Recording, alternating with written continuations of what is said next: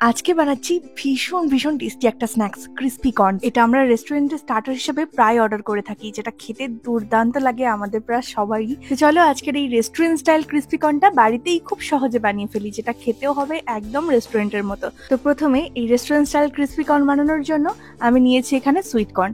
এই সুইট কর্নগুলোকে এবার আমি একটু সেদ্ধ করে নেব। তার জন্য জলের মধ্যে দিয়ে দেবো সুইট কর্নগুলোকে, আর দিয়ে দেবো একটু স্বাদ মতো নুন।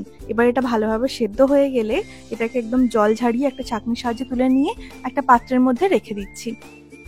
এবার এই সুইট কর্নটাকে একটু ঠান্ডা হওয়া পর্যন্ত অপেক্ষা করব। ঠান্ডা হয়ে গেলে তারপর এর মধ্যে একে একে দিয়ে দেবো একটু স্বাদ মতো নুন, দিয়ে দেবো একটু গোলমরিচের গুঁড়ো, দিয়ে দেবো অল্প একটু পরিমাণে আদা রসুনের পেস্ট। এবার এই কর্নটাকে ভালো করে একবার মিক্স করে নেব। আর এই কর্নটাকে আমি ময়দা আর কর্নফ্লাওয়ার দিয়ে কোট করব।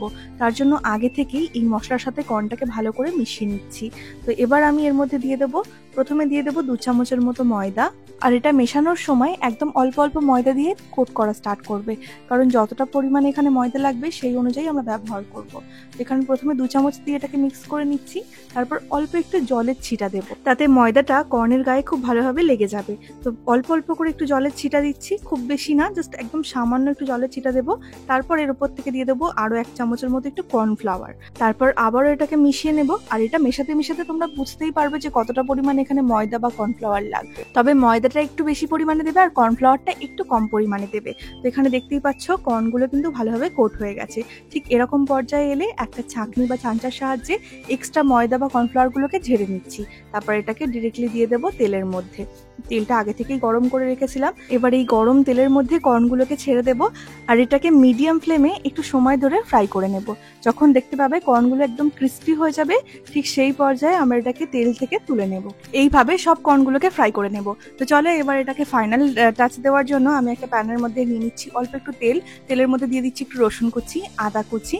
তারপর এটাকে নাড়াচাড়া করে নেব। আর এর মধ্যে দিয়ে দেবো সামান্য পরিমাণে একটু কাঁচা লঙ্কা কুচি। তারপর দিয়ে দেবো এর মধ্যে একটু পেঁয়াজ কুচি, ক্যাপসিকাম কুচি, আর দিয়ে দেবো একটু রেড ইয়েলো বেল পেপার। এগুলো না থাকলে একদম নাও দিতে পারো।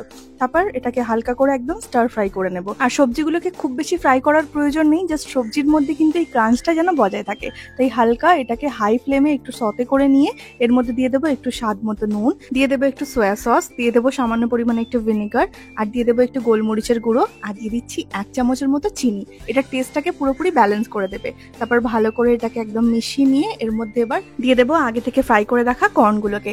আর কর্নগুলো দেওয়ার পর কিন্তু আর খুব বেশি এটাকে নাড়াচাড়া করবো না, জাস্ট একবার আলতো হাতে মিশিয়ে নিয়ে গ্যাসের ফ্লেমটা অফ করে এটাকে নামিয়ে নেব।